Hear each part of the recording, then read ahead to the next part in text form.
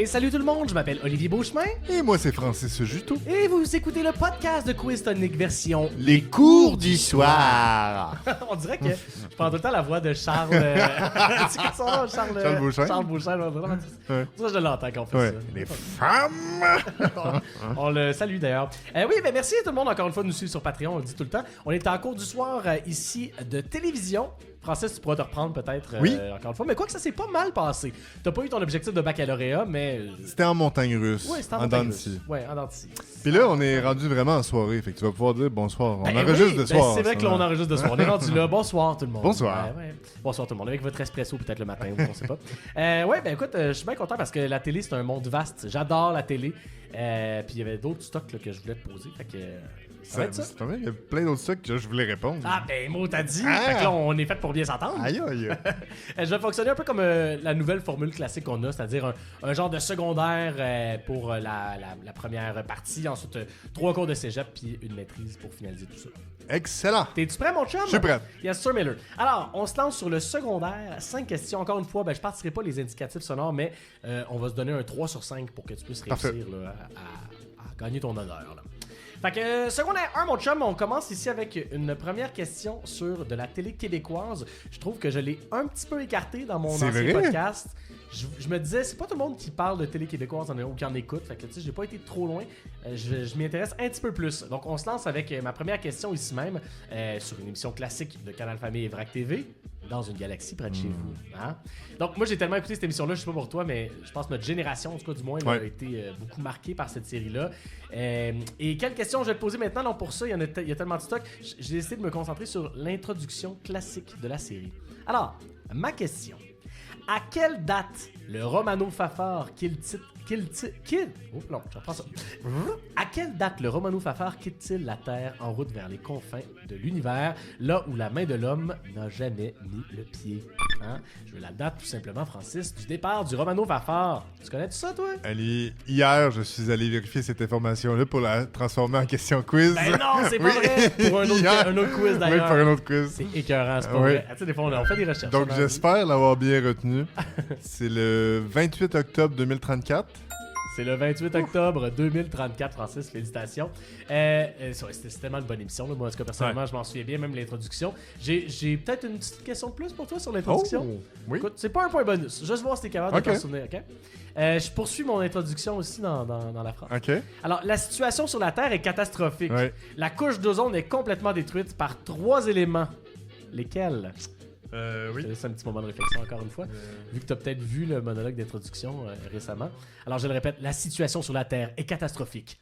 La couche d'ozone est complètement détruite par 3 éléments. Quels sont ces 3 éléments? Wow, les 3 en plus. Ah ouais, c'est chiant là. Mais le plus iconique, c'est le push-push en cacane. Exact. On en a mis dans Ça l'autre. aurait Les gaz à effet de serre. Le gaz carbonique des voitures. Gaz carbonique. Non, je me souviens pas. Le gaz carbonique des voitures, l'industrie chimique et le push-push Industrie en chimique. cacane. là. Ah oui. Pas pire, bonne, hein? bonne question. Ouais, j'ai failli même la garder pour Ouais. un quiz. J'étais comme c'est bon, tu sais, nommer 2 sur 3, mettons. Ouais. C'est top à nommer. Excellent. Alors, félicitations, t'as quand même ton point pour le Romano Fafard. Parfait. On passe en secondaire 2. Alors, deuxième question de secondaire, toujours à réponse courte. Un animé japonais, tu vois, même le monde des animés, je les ai pas Ouais, tant abordés c'est encore vrai. une fois. C'est tellement vaste, là, le monde de la télé. Un des plus populaires en Occident, du moins, c'est Death Note. Hein? Donc, c'est un animé qui est basé sur un manga du même nom au Japon. Le manga est beaucoup plus large, là, mais la série adaptée, par contre, est vraiment bonne. Je sais pas si tu l'as vu. C'est peut-être le seul animé que j'ai vu. Ah oui, ok. Oui, Ouais, fait tu que vois, tant mieux. moi, je te dis, en Occident, c'est plus populaire. Parce Ouais. qu'il y a des très bons animés en général. Là. Ouais. Alors, je me concentre là-dessus. Ma question ici. Dans la série, on va suivre le jeune Light Yagami. Light Yagami, exactement. Qui se retrouve avec un livre qu'on appelle le Death Note, où il peut tuer du monde. Il n'a qu'à écrire le nom d'une personne dans le livre pour la tuer. Ma question. Quelle est l'autre condition essentielle, outre le fait d'écrire son nom, pour que la personne la personne meure? Alors, il y a deux éléments. Premièrement, il va écrire le nom de la personne dans le livre. Il y a un autre élément qui doit être complété, finalement, si on veut, là, pour que la personne meure. Il faut faire autre chose. Ouais, il y a une autre affaire qui soit faite, soit ish. Il y a un autre élément. Pour que la personne meure, c'est pas juste le nom dans le livre. Il y a une autre affaire. Je me souviens pas de ça. Ouais. Wow. Ben, ouais, il faut qu'elle soit vivante. Ouais, non. Techniquement, c'est pas faux, mais c'est pas ça la règle. C'est même au centre de quand même l'arc narratif. Il faut que la personne ait vu le visage de l'autre personne. Et c'est d'ailleurs en fait le nœud principal, c'est qu'à un moment donné, il sait c'est qui la personne qu'il doit tuer, mais il doit l'avoir vue pour pouvoir la faire mourir finalement. Oui. Alors, c'est une des règles. Bon, maintenant, si vous aimez le manga, là, ça vaut la peine, si vous aimez la série, d'aller voir le manga. Par contre, attachez-vous parce que des règles, il y en a anti-pépère, 111 règles dans le truc de Death Note. Dans l'œuvre littéraire. Dans l'œuvre littéraire. Ben, par exemple, on doit écrire dans les 40 secondes qui suivent la cause de la mort pour pouvoir l'influencer. Fait que si tu veux dire comment la personne va mourir, tu as 40 secondes après avoir écrit son nom pour dire comment elle va mourir. Okay. Tu as 6 minutes 40 secondes pour expliquer en détail comment la mort va arriver. Pas juste mort de noyade. Là, ok, tu vas t'enrouler dans ton t-shirt. Tu as 6 minutes 40 pour faire ça. Puis c'est ça, 111 règles au total là, pour respecter. C'est quand même un monde vaste. La série animée se vaut en elle-même, ceci dit. Puis nous, on a 10 secondes pour répondre. Oui, c'est pas facile. Par contre, tu meurs pas à la fin. Ça, c'est quand même bien. Ça. On passe à la troisième question du secondaire, Francis. Dans l'univers toujours des séries animées, cette fois-ci plus occidentale, il y a un créateur qui est vraiment important. C'est Seth MacFarlane. Donc, c'est lui qui va être derrière des séries comme Family Guy, American Dad, The Cleveland Show qu'on a nommé dans l'autre série. Dans l'autre épisode. Donc, particulièrement dans l'émission Family Guy, en plus d'être le créateur, il va donner sa voix à plus d'une dizaine de personnages. Je sais pas si tu le savais. Non. C'est Seth MacFarlane qui en fait énormément. Ah ouais. Alors, ma question, de quel personnage de Family Guy Seth MacFarlane va-t-il faire la voix? J'en ai besoin de 2. Alors, encore une fois, je le répète, dans tous les personnages de Family Guy, il est très central, Seth MacFarlane. J'ai besoin de 2 personnages dont il fait la voix, en plus d'être le créateur principal de cette émission-là. Ouais, ça, je savais pas ça. Ah ouais, hein? Non, c'est vraiment un artiste vocal impressionnant. Ok. Ouais. Ben... Encore une fois, tu vas faire des bons petits guesses. Oui, Brian Oui. et Stewie. Effectivement, Stewie Griffin, Brian Griffin, Peter Griffin, J'avais peur de le nommer. Glenn Quagmire, Tom Tucker, Carter Peter Schmidt, qui est le père de sa femme, Dr. Hartman, le Kool-Aid Guy, Jésus-Christ. Il en fait des personnages dans tout ça. D'ailleurs, c'est une des raisons pour laquelle il est fait, c'est que il s'imagine comment il veut les entendre, puis il trouve ça plus facile de les faire lui-même que de confier le contrat à quelqu'un. Fait qu'il l'écrit puis il joue après. Exactement, il les joue. Alors, je pense qu'il doit être bien payé sur la totalité de ses personnages joués, effectivement. Oui. Alors, on le salue, Seth MacFarlane, s'il nous écoute. Question numéro 4. Francis, bravo, tu as eu ton 2 points pour ce la 3. Au Québec, on a la chance d'avoir toute une industrie de télé, Francis. Hein, je me concentre là-dessus. Donc, qui produit du contenu francophone de qualité. On prend souvent ça pour acquis, là, mais dans le monde, il n'y a pas beaucoup d'industrie pour 8 millions de personnes qui fait autant de stock. C'est assez impressionnant au Québec ce qu'on fait. Puis il faut bien récompenser ce monde-là, Francis. Hein. Oui. Alors, il existe un prix, un gala qui récompense la qualité du travail en télé québécoise. Ma question, quel est le nom de ce gala québécois et donc de ce prix? Hein? Donc, tout simplement, un gala québécois qui récompense les artistes du domaine télévisuel. Quel est le nom de ça? Il y en a juste un maintenant? Oui, il y en a vraiment un majeur. Là. Ouais. Ça va être assez clair. Ouais, ok. Oui, je pense que. Tu penses que tu vas l'avoir? Je pense que je l'ai. Écoute, On va espérer. alors, j'imagine les Gémeaux. Oh, c'est une bonne question. Hey, tu me fais douter. On va checker parce que je suis pas sûr. Je pense que oui, en fait. J'ai Oui. été mauvais. Les Gémeaux, oui, mais t'as raison. En fait, j'ai mal formulé ma question. Les Gémeaux est une très bonne réponse acceptée. Je cherchais le gala artiste qui a été annulé dernièrement. Mais t'as raison que les Gémeaux, je sais pas pourquoi j'ai complètement zappé de même. Alors, félicitations. Lui, il est encore actif. Encore actif. Contrairement Je te le donne. au Hey, reste. c'est vraiment un gros app de ma part. On a 2 prix au Québec pour pouvoir. Non, mais les artistes, effectivement, t'as raison. Ça a été annulé en 2022. En fait, anciennement, c'était le gala Métro Star qui était de TVA. Puis j'ai appris en faisant ma recherche que Métro était bel et bien le commanditaire de Métro Star. C'est à cause de l'épicerie Métro. Ouais. Imagine-toi donc. Ça a changé avec artiste par la suite, finalement. Hey, quel piètre comédien québécois je fais. Je salue mes amis qui ont des Gémeaux, effectivement. Ce gala inconnu pour moi. Tout à fait. À toi d'en avoir un petit trophée, là. Ouais, c'est pas pire avec ça. On le souhaite. Félicitations, t'as passé ton secondaire, Frank, avec ce secondaire 4-là. On passe en secondaire 5, ici même. Dernière question. Un aspect de la télé que j'ai pas énormément abordé, c'est l'univers du documentaire. Hein? Donc, on évoque d'autres sujets, là, encore une fois, qui est de plus en plus populaire dans différentes plateformes. Et si on regarde IMDb, que tu connais peut-être, Internet Movie Database, on peut regarder dans le top 250 des séries télé principales. Et dans le top 50 sur IMDb, eh bien, il y a un total de une vingtaine. Attends un petit instant, je vais te donner le chiffre précisément. Il y a un total de 8 documentaires dans le top 50 des séries sur IMDb. Et ils sont en très grande majorité narrés par la même personne.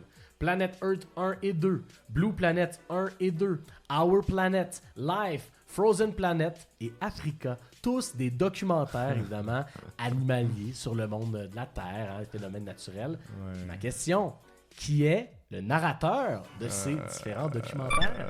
Je le répète, 8 documentaires dans le top 50 des séries sur IMDb, c'est quand même assez impressionnant. Là. Ouais. Ce narrateur-là est associé à presque 20% du meilleur contenu de télé encore aujourd'hui, considéré par le site web IMDb, mais évidemment par beaucoup d'utilisateurs. Qui est ce narrateur? On dirait que je pense que la réponse est plus complexe que ça, mais je l'ai pas en tête, donc je vais tenter Morgan Freeman. Malheureusement pas. Mais j'aimerais ça que Morgan Freeman me raconte pas mal d'affaires Oui. aussi. Bon point. Non, c'est David Attenborough. Ça te dit rien, ça? Attenborough, oui. David Attenborough. Oui. Écoute, c'est sûr que si tu le sais pas, tu le sais pas. Là. Ouais. Mais c'est un grand narrateur. C'est également un grand biologiste. Hein, donc, en plus d'avoir cette splendide voix du grand-père, un peu associé à Morgan Freeman, David Attenborough, c'est un biologiste, un écrivain célèbre qui a sorti une trentaine de livres dans sa vie sur la Terre, sur le monde animal et compagnie. Il était aussi un des senior managers à la BBC, ce qui a dû lui donner une certaine ouverture pour être narrateur sur autant de productions de la BBC, on se le cachera pas. Mais quand même, hein, ça lui a amené 3 Emmy Awards pour Outstanding Narration. C'est vraiment une voix exceptionnelle. Je pense que tout le monde est capable de s'imaginer cette voix-là, Ouais, c'est ça. même si on connaît pas Sans le la- personnage. T'as-tu écouté un des 8 documentaires? Ben oui. Ah oui? Planet Earth 1 et 2, c'est Ah oui? exceptionnel. Ok. Puis en fait, pour vrai, en général, les documentaires de ce type-là, bon, je sais que ça a l'air un peu bizarre à écouter, mais quand tu t'embarques dedans, c'est comme un aimant, là, t'as le goût de continuer. Ok, c'est vraiment. parfait. Alors, félicitations quand même, 3 sur 5 Oui, c'est fait. pour ça ici. On poursuit avec le cégep, Francis. Alors, un total, encore une fois, de 3 différents cours qu'on te présente. C'est des cours que j'aurais pu décider d'utiliser dans mon autre podcast, mais que j'ai mis pour les cours du soir. Donc, la première va traiter de l'école du bar de Montréal. Hein? Ok. Donc, encore une fois, un peu une formation en bartending et mixologie. Ok. J'ai décidé de ne pas utiliser le mot IPHQ. Parce que je trouve ça gênant. On est tout le temps là-dessus. Hein? Ouais. Donc, c'est ça. Effectivement, c'est une section cours du soir. C'est plus chill. Donc, je te demande de prendre un verre et de me nommer, encore une fois ici même, des drinks et des cocktails et des boissons alcoolisées. Donc, je te présente un total de 5 descriptions associées ici même à des personnages de séries télévisées. Ok. J'ai besoin de savoir tout simplement c'est quoi le nom du produit alcoolisé ou du cocktail. Le nom du cocktail ou du produit? Ou de la marque, peu importe. Ce que je vais te demander. Ok. Un total de 3 descriptions, j'en ai besoin de 3 sur 5 pour faire la bonne réponse. Parfait. On commence en A. Une marque de bière consommée par Homer dans les Simpsons. On commence à une classique, hein? Je le répète, marque de bière consommée par Homer Simpson dans l'émission. 3 sur 5, c'est ça? 3 sur 5. Ok. On va être généreux. Je pense qu'en général, ça devrait pouvoir se faire. Assez. Ok. Parfait. Ça peut être Alors, comme cette marque... 3 sur 5, 4 sur 5. Ah, t'as bien raison. T'as bien raison. J'aurais C'est pas trop dû facile. demander. 4 sur 5. Aïe. Cette marque-là qui existe maintenant, pour de vrai? Oui, c'est vrai, effectivement. Duff? La Duff, donc la bière Duff. Je pense que t'as raison, ça peut se trouver. Après ça, désolé à la maison, vous autres, vous avez 3 sur 5. Ah, ok. oui, C'est juste tu pour connais, moi. ben Toujours oui, moi. c'est ça. La petite jambette à Frankie. En B, cocktail de prédilection de Carrie, Samantha, Charlotte et Miranda dans The Sex and the City. Je le répète, un cocktail de prédilection de Carrie, Samantha, Charlotte et Miranda dans The Sex and the City. C'est d'ailleurs un cocktail qui l'a remis sa map parce que c'est un cocktail qui était un petit peu oublié. L'émission l'a vraiment fait être reconsommé un peu plus dans les bars. Est-ce que c'est...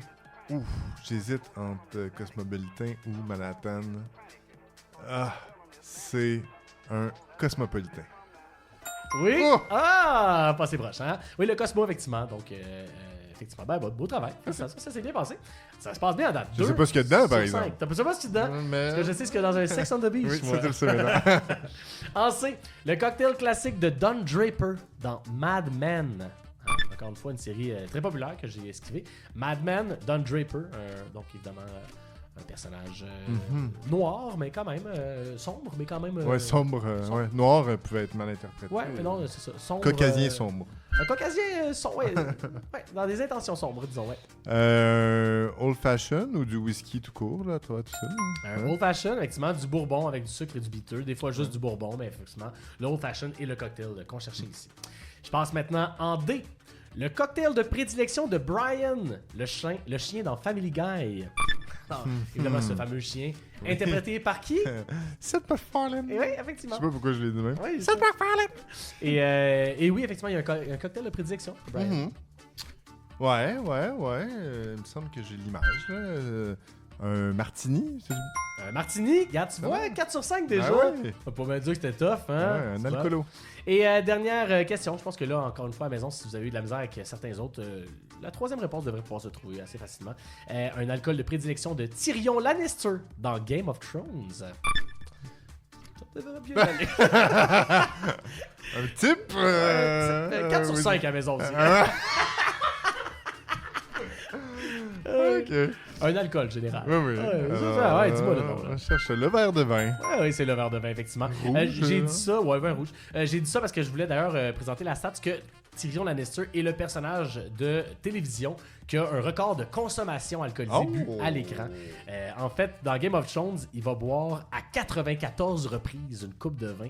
94 coupes, là, je te parle pas de 94 gorgées. Là, je te parle 94 scènes où il y a du vin puis qu'il en boit. Ça n'a pas été battu, ça. 73 épisodes dans Game of Thrones au total. C'est plus que un par épisode, là, pour te donner une idée. Okay. La prochaine étant Cersei Lannister, 28 consommations. Aussi, et The Hound, 16. Ça, c'est dans l'émission de Game of Thrones. Ok. Fait que 94 consommations, c'est quand même c'est du stock. Écoute, du calcul devrait s'en mêler. Effectivement. Question numéro 2, Francis. On est en deuxième année. Formation en cuisine et gastronomie offerte à l'ITHQ. C'était une blague. Non, pas vrai. Oui, absolument. C'était une bonne question. Ah oui, on aime ça. On s'en va pas dans la même question par contre. Je vais quand même dans l'univers culinaire. Mais tu sais, moi je me sens intéressant, tu sais, je veux aller ailleurs. Parfait. Alors, je te présente ici même plutôt en fait des émissions de télé, hein, des shows de cuisine finalement, des descriptions tout simplement. Je veux savoir le nom du show de cuisine. On n'a pas été beaucoup là-dedans non plus des shows de cuisine. Hein, un peu dans l'épisode cuisine, mais c'est vrai que dans l'épisode on l'apportait un petit peu. Tu connais ma passion pour les émissions de cuisine. Alors on y retourne. Dans le truc de cuisine, on demandait des animateurs, ceci dit. Là vraiment, je vais te demander des shows de cuisine tout simplement. Alors, un total de 3 descriptions. J'ai besoin de 4 descriptions, pardon, j'en ai besoin de 3 pour réussir ton cours. Parfait. Alors, première, en A, une émission de télé américaine qui présente pour chaque épisode un chef cuisinier de renommée mondiale. On a d'ailleurs pu voir la bio gourmande de Massimo Bottura, Dan Barber et Dominique Crène. Je le répète, on cherche une émission de télévision américaine qui présente pour chaque épisode un chef cuisinier de renommée mondiale. Et entre autres, là, pour chacun des épisodes, on a eu des épisodes sur Massimo Bottura, Dan Barber, Dominique Crène. Quelle est l'émission associée? Je suis pas sûr. Je pense que j'aurais besoin d'y penser, mais je vais dire Masterchef. Malheureusement pas. Ici, on cherchait plutôt Chef's Table. Chef's Table, magnifique émission. Ouais, c'est vraiment beau en plus. Ça nous présente plusieurs plats emblématiques de chacun de ces chefs-là. La biographie aussi un peu des chefs en tant que tels. Donc, selon moi, je pense que c'est la meilleure émission de cuisine. C'est vraiment. Il n'y a pas de compétition en tant que tel dedans. C'est vraiment juste. Exact. On fait juste présenter la bio de chacun des chefs dans le monde. Puis à chaque saison, c'est des chefs différents qui se rajoutent, qui sont présents. Donc, vraiment, ça vaut la peine. Si vous aimez découvrir des bios, des fois ça peut être bon, mais en plus dans le monde gourmand, c'est très cool. On passe en B. Une émission animée par Christian Bégin qui reçoit ses invités autour de la table pour parler de leurs recettes préférées, de leurs histoires et de leur parcours. Je le répète, une émission animée par Christian Bégin qui reçoit ses invités autour de la table pour parler de leurs recettes préférées, autour de la bouffe, évidemment, encore une fois. Ils vont consommer des fois du petit vino également. Hein? On cherche l'émission, encore une fois. Christian Bégin. Est-ce que ce serait Curieux Bégin? Ce serait bien. Ce serait bien. Ce le serait. Ça le serait. Alors, Curieux Bégin, effectivement, donc une émission classique du Québec. Il repart en scooter après, à la fin de l'émission. Ah ouais, mais ça, j'ai jamais écouté ça non plus. Toi, oui, j'imagine? Oui, quelques épisodes, mais pas énormément. On passe en C. Émission culinaire centrée autour d'Anthony Bourdain, un chef et animateur qui parcourt le monde à la recherche d'endroits et de saveurs méconnus. Évidemment, feu Anthony Bourdain, hein, qui est décédé malheureusement, considéré comme un des plus grands animateurs culinaires de tous les temps. Cette émission-là était vraiment incroyable. Alors, je le répète, c'est une émission culinaire centrée autour de Anthony Bourdain qui parcourt le monde à la recherche d'endroits inusités, de saveurs méconnues. Ça, je vais m'en vouloir parce que j'ai jamais écouté ça, mais... Ah ouais, ça, je l'ai écouté, ça vaut la peine, vraiment. J'ai vu plein d'extraits, puis quand il est décédé, c'était partout, là, évidemment. The Fork. Malheureusement pas. C'était Anthony Bourdain, Parts Unknown. Alors Parts encore une fois, Unknown. faut le savoir, c'est tough, les émissions culinaires, ça peut être difficile. Là. Mais vraiment, vraiment à écouter. C'est encore disponible, là, je pense. Je sais pas quel réseau par contre l'offre. Et notamment durant la première saison, je pense, il est venu au Québec. Ouais, Il a ouais. été au Joe Beef là, pour présenter Ouais. les chefs. J'ai à vu l'époque. ces extraits. Ouais, exact. Donc voilà, c'est ce qu'on cherchait. Malheureusement raté pour cette Oui. section ITHQ, mais tu en auras une autre après. Je te présente la dernière émission. Une télé-réalité culinaire française. C'est la plus importante en termes de code d'écoute. C'est une reprise d'une émission américaine, ceci dit, qui elle aussi est extrêmement populaire et considérée comme dans les meilleures télé-réalités culinaires. En France, on va retrouver les chefs Philippe Etchebest, Hélène Darroze, là, entre autres, qui vont être des célébrités étoilées qui sont présentes. Je le répète, une télé-réalité culinaire française, mais également qui est reprise d'une émission américaine. En France, c'est la meilleure en termes de code d'écoute. Aux États-Unis, je serais pas prêt à dire ça. Ceci dit, c'est dans les plus grosses aussi. En France, on va avoir les chefs Philippe Etchebest et Hélène Darroze, entre autres. Masterchef, les Bocuse d'or. Malheureusement pas, Masterchef n'était pas présent à aucune. En fait, c'était plutôt Top Chef. Top Chef. Qu'on cherchait Oh, ici Top même. Chef. Top Chef en France, c'est selon moi la meilleure télé-réalité cuisine. Ah oui. Si vous voulez écouter de la bonne télé-réalité cuisine, c'est excellent. Notamment parce que, oui, on s'entend là, il y a des pongs des fois puis des twists, mais c'est surtout d'excellents chefs. Il n'y a pas d'affaire là, de se retrouver avec des candidats pas bons. Ils sont tous exceptionnels. Certains des chefs qui viennent sont même déjà ou presque étoilés Michelin. Ok. Donc c'est vraiment c'est de la haute voltige. Ça nous montre les créations culinaires également. En tout cas, moi personnellement, j'ai été un grand fan de cette émission-là. Top Chef États-Unis, c'est pas pire aussi, mais pour vrai, la version française qui est reprise, selon Ah, moi, ouais. est nettement meilleure. Ok, mais tu m'intrigues. Très là. impressionnant. Si vous aimez les émissions de cuisine, Top Chef, ça vaut la Ok. peine. Top Chef. Ah, j'étais dans des petites colles quand même, hein? Pour Oui, toi, oui, on est vraiment. ailleurs un petit peu. Alors voilà. On passe en question numéro 3. J'espère que tu vas réussir à passer ton cégep. Dernière question. J'ai été en technique de gestion et intervention à loisirs. C'est absolument tiré par les cheveux comme lien, Francis, mais c'est parce que je passe par ce cours de loisirs-là pour te présenter la prochaine question. Où dans le cadre du cours, on va jouer et animer un quiz télé bien célèbre, la guerre des clans. Oh, Hein? ok. Je voulais jouer à la guerre des clans Ouais, avec tu toi. voulais. Ok, Je trouvais que parfait. le cégep était la meilleure place pour jouer à ça. Donc, c'est une émission de télévision très populaire hein, où on va trouver la réponse la plus populaire, justement, Ouais. pour faire des points. Il y a 100 Québécois qui ont été questionnés. On a gardé le top 5 des réponses les plus populaires. Moi, je vais te poser 4 de ces questions-là originales. Tu vas devoir me trouver une réponse par question. Et tout dépendant de la réponse que tu me donnes, tu auras un certain nombre de points. Excellent. OK? Ok, Puis en parfait. fonction de la popularité que tu vas avoir, évidemment, tu as de plus en plus de points. Et après ces 4 questions-là, dans ton top de points cumulés, il faut que tu ailles 100 points. Ça, c'est Ok. les règles à moi. Ouais. Fait que pour passer ton cégep, tu as besoin de 100 points. Tu comprends? Ouais, parfait. Je te pose 4 questions, puis évidemment, il y a seulement les 5 réponses les plus populaires qui vont sortir, qui ont évidemment un nombre de points différent en fonction de la Ok. popularité. Puis si à la maison, ils ont des réponses différentes de moi, ils vont avoir les points associés que Absolument. tu vas nommer. Donc à la fin Parfait. de chacune des questions, je donne le total des points associés aux Parfait. 5 questions les plus populaires.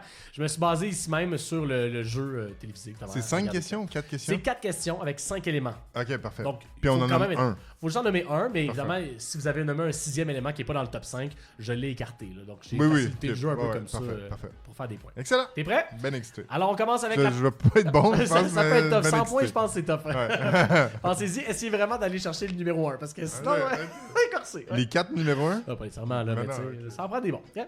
Fait que, on commence. En A, outre le baseball et le football, nommez un sport qui se joue sur un terrain. Alors, je commence en A. Outre le baseball et le football, nommez un sport qui se joue sur un terrain. Je le répète, on a demandé à 100 Québécois de donner leur réponse. C'est évidemment leur réponse la plus populaire qui vaudra des points. Ok, c'est des Québécois là, qui ont Ouais, répondu c'est un jeu théoriquement. québécois. Ouais, Je me demande tout à théoriquement, c'est qui, hein? C'est les Ouais. mêmes qui ont C'est numéré sûrement... tout, là. ouais, c'est sûr. Exact. Un Ah, c'est hasardeux, hein, on va se le dire. Ça se peut que ça soit random. donc, hein. terrain, hein, écoute, je sais pas s'ils vont avoir répondu. Ok, mais je vais dire soccer. Soccer, bonne réponse, Francis. C'était la première bonne réponse. 50 points. Hein? Wow. Ça va bien déjà. Facile. Facile. Deuxième, c'était le basketball pour Ouais. 21 points. La troisième, c'était un terrain de tennis pour 19 points. Le golf pour 6 points. Et le rugby pour 3 faibles points. Alors, si Ok. vous avez marqué le terrain de rugby, il aurait Ouais. fallu penser à d'autres trucs un peu plus Il- populaires. il aurait Désolé fallu- pour vous autres. Réévaluer vos Votre objectifs. rapport, ouais, c'est ça. Exactement. On parle. Fait que t'as déjà 50 points à avoir. Ah Ça ouais, va bien, ton coup. facile. À la maison, vous pouvez calculer vos propres points, évidemment. En B, nommez quelque chose que vous auriez vu dans les rues d'une ville des années 1900 que vous ne voyez plus aujourd'hui. Nommez quelque chose que vous auriez vu dans les rues d'une ville des années 1900 que vous ne voyez plus aujourd'hui. Quelle est la bonne réponse? Intéressant. Encore une fois, c'est 100 Québécois qui répondent. 1900. Ouais. Euh, Donc vraiment début ouais. du 20e siècle, Je veux dire, finalement. Là. des chevaux. Des chevaux, 32 points, Francis. Félicitations, t'es déjà à 82, ça se passe pas mal. là. C'est-tu la plus populaire? C'était la plus populaire, encore une fois, t'as bien scoré. Le lampadaire au gaz Ouais, j'ai valait pensé à ça 28 aussi. points. Le tramway valait 18 points, si vous avez marqué ça. Le vendeur de glace, de la glace comme tel, Ouais, ok. valait 10 points. Un vendeur de frites valait 3 points. Ah. Quand même. Bon, Il y avait beaucoup parfait. d'autres réponses, évidemment, à 2 et 1 point que j'ai écarté ici. Alors, félicitations, 32 points, t'es à 82, Francis. On passe en C. Nommez quelque chose qui empire si on l'ignore. Nommez quelque chose qui empire si on l'ignore. Hein? Alors évidemment, soyez précis, hein, parce que évidemment, si vous êtes, je sais pas si je te donne des indices en disant ça, mais trop large, ça peut ne pas être une réponse qui est nommée, là, finalement. J'ai besoin de la réponse exacte des Québécois, finalement. Oui, ok. Mais je vais dire un mal de tête. Mal de tête, félicitations, effectivement, c'est une bonne réponse acceptée. Ça vaut 10 points. Hein? Donc t'es à 92. C'était pas la plus populaire. C'était pas la plus populaire. La plus populaire était la grippe à 38 points. Ok. Hein? Une blessure infectée, 21 points. Une infiltration d'eau à 11 points. Ok. Et finalement, des dettes à 6 points. Ok. Hein? Donc, dans les réponses qu'on cherchait. Félicitations, t'es à 92. Ouf. Il va juste falloir que t'en aies Faut que j'en ai une. bonne. Ouais. Ça devrait bien aller. Alors en D maintenant, nommez un métier qui commence par la lettre B. Nommez un métier qui commence par la lettre B. Encore une fois, évidemment, il faut aller avec la réponse la plus populaire pour faire le point. Yep là, hein? Il te manque 8 beaux petits points en espérant que les Québécois pensent comme toi, mon Frank. Wow, métier par la lettre B. Bon, mais il y en a juste un qui m'est venu en tête. Donc, on va faire confiance à ce métier-là. Et c'est le boucher. Boucher, félicitations, ça vaut 20 points, Francis! T'es à 112, t'as réussi! Ton cégep. Alors, boulanger était avant, 22 points. Oui, Boulanger. c'est bon. Boucher, 20 points, la deuxième réponse. Barbier, à 16 points. On avait un barman à 14 points. Et un biologiste pour 3 points. Ah, pauvre biologiste. Pauvre biologiste. C'est biologiste sur un terrain de rugby. C'est ça. Qui essayait de s'acheter des patates frites. Hey, félicitations, 112 points. J'espère à la maison que vous avez eu du fun et que vous avez réussi à avoir votre 100 points. C'est quand même le fun de jouer là-dessus comme ça. Alors, bravo. On est rendu à la maîtrise. Dernière question de ma section télévision. Bon, j'ai hésité à faire cette maîtrise-là pendant le podcast réel. Je trouvais ça peut-être un petit peu trop tough. J'ai hâte de voir comment tu vas réussir à faire des points là-dessus. C'est vraiment pour les fans de télé, particulièrement parce qu'il faut bien connaître son lore et ses épisodes. Alors, pour cette dernière maîtrise, je te nomme 3 noms d'épisodes importants en termes d'arc narratif, ou de popularité, d'écoute, peu importe. Tu dois me nommer la série télé qui est associée. Alors, c'est vraiment des noms d'épisodes là, que je vais vous nommer ici même. Et c'est quand même long. Alors, ce que je vais faire plutôt, c'est que je te nomme un par un avec le temps. Tu essaies de faire tes points. 7 sur 10? 7 sur 10 pour avoir les bonnes réponses. T'es prêt? Oui. On commence avec la première ici. Battle of the Bastards, The Winds of Winter et The Mountain and the Viper. Je le répète.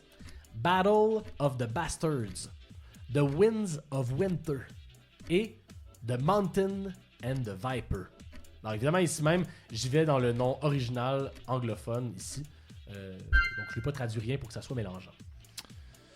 J'aurais espéré que tu aies aussi nommé, c'est ça, Reigns of Castamere, Game of Thrones? C'était Game of Thrones, j'ai décidé de ne pas mettre le plus populaire qui est Reigns of Castamere, vu qu'on l'avait mentionné dans le dernier podcast. Parfait. Beau travail, effectivement, c'est déjà un point. Deuxième, The Dinner Party, Business School et Scott's Tots. Je le répète, The Dinner Party, Business School et Scott's Tots. Quelle est l'émission associée à ça? Tous des noms que des gens empruntent pour leur nom d'équipe quand on fait des quiz. C'est tellement vrai que précis ça pour arrive, effectivement. Hein? Ouais. The Office. The Office, effectivement, Scott Stotts, qui est peut-être l'épisode le plus cringe de l'émission, je sais pas si tu t'en souviens. Ouais. Michael Scott qui avait promis de l'argent à des jeunes dans une école. C'est lourd, c'est lourd. Ouais. The Dinner Party, ça se dit, est très lourd aussi. Oui, très bon. On passe en C maintenant. Afternoon Delight, Motorboy XXX et Family Ties. Je le répète. Afternoon Delight, Motorboy XXX et Family Ties. Encore une fois, des fois, j'ai tenté d'y aller avec certains thèmes dans les titres d'épisodes qui pourraient nous ramener peut-être à l'essence. Ouais. Ceci étant dit, c'est souvent des épisodes populaires, là, donc dans le top 15 des plus populaires, peu importe. Je vais essayer Succession. Malheureusement pas. On cherchait ici Arrested Development. Ah, ok. Encore une fois, autour d'une famille, évidemment, Ok. et ses problèmes. Alors, 2 bonnes réponses déjà sur 3. On passe en D. The Child, The Gunslinger et The Jedi. The Child, The Gunslinger, The Jedi. Quel est ici le nom de la série télé associée à ça? Ouais, là, ça va un peu plus. Ça t'aide-tu un petit Ça peu? devrait, Francis? à Ça moins que ce devrait? soit une fausse piste. Peut-être c'est une fausse piste. Mandalorian?